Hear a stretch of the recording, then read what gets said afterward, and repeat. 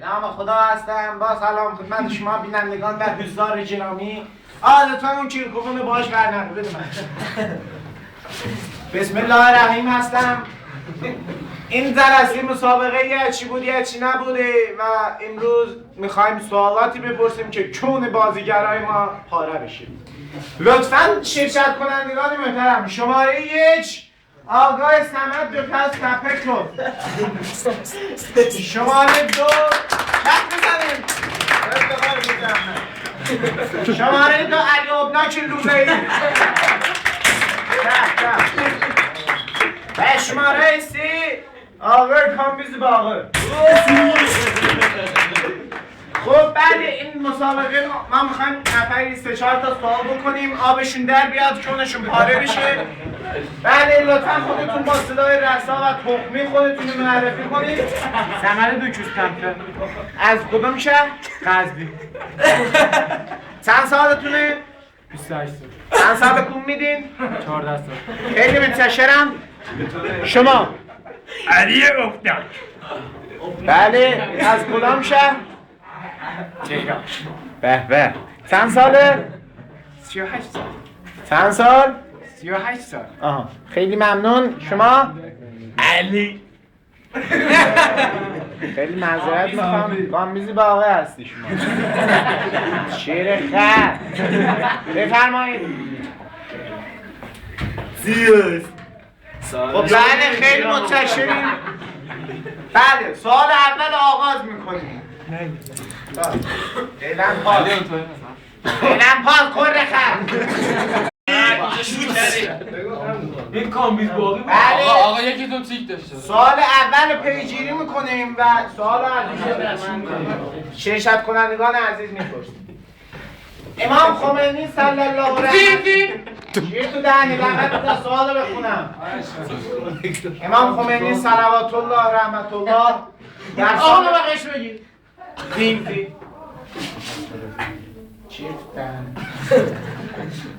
امام خمینی در سال 1372 چه چیزی را بنیان نمود؟ گزینه 1 زنده خونی، گزینه 2 محل جمع‌آوری مواد منی. اگر گزینه‌های دیگه هم خودتون مد نظرتون بود بگید. من معذرت میخوام. خب تا 3 وقت دارین چه زنگا رو بزنید. زین واسیشا بذارین اول بشمونم. زین بعد شماره 3 1 2 3 آقای علی ابناک لوله‌ای بفرمایید لطفاً خودتون رو معرفی کنین، چند ساله، از کجا و جواب. علی ابناک هستم. 38 ساله از تهران.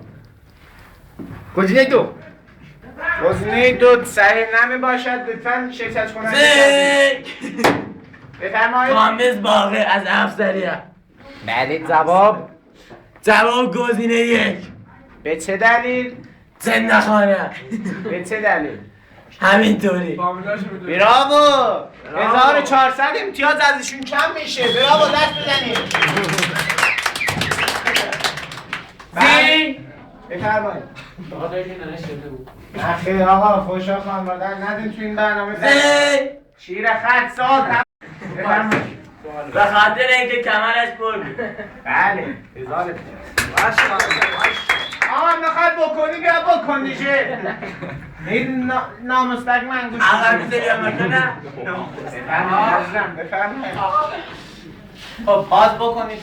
طرف به سوال بعدی میپردازیم. این کیرکوف رو من دور کنم. لامصب کیری ها. بله به سوال بعدی میپردازیم.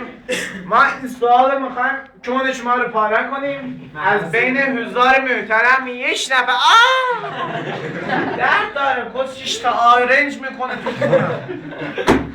از حضار محترم یکی سوال تخمی بفرمایم. دستشون بالا.